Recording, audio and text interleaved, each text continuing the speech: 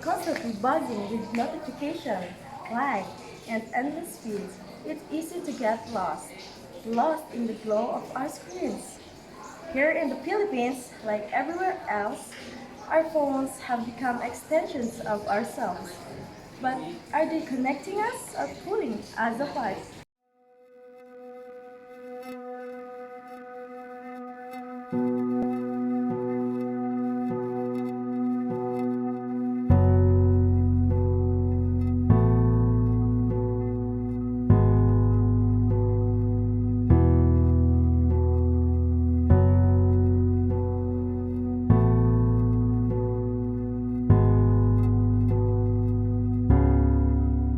We've all felt it.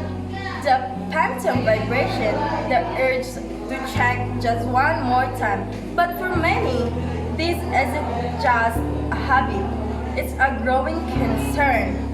Studies show excessive phone use to lead to anxiety, depression, sleep problems, and even strained relationships. Sa Pilipinas, where strong family ties are valued, are we letting our phones create distance instead of connection? What's happening in our brain? Each notification, each like, release a small dose of dopamine, making us crave more. It's powerful cycle designed by technology to keep us engaged.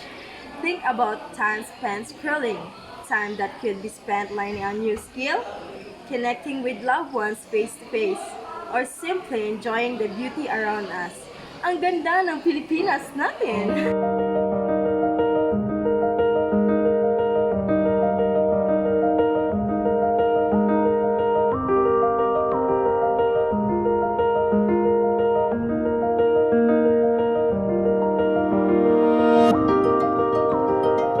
Imagine a world where conversation flow freely, where eyes meet instead of screens. We're losing the art of genuine connection. Think about family gatherings, mga handaan. Are we truly present or are we just capturing moment for social media? It's time to reclaim those moments to prioritize real life interactions over virtual ones.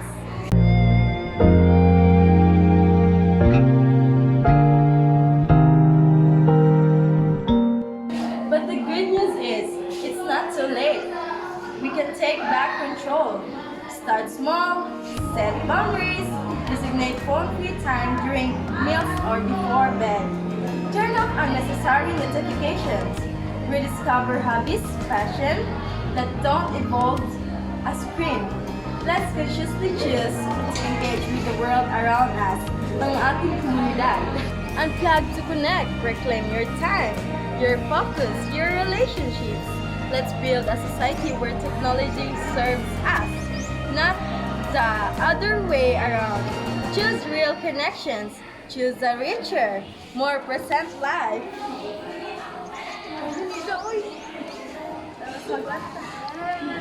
Let's start today!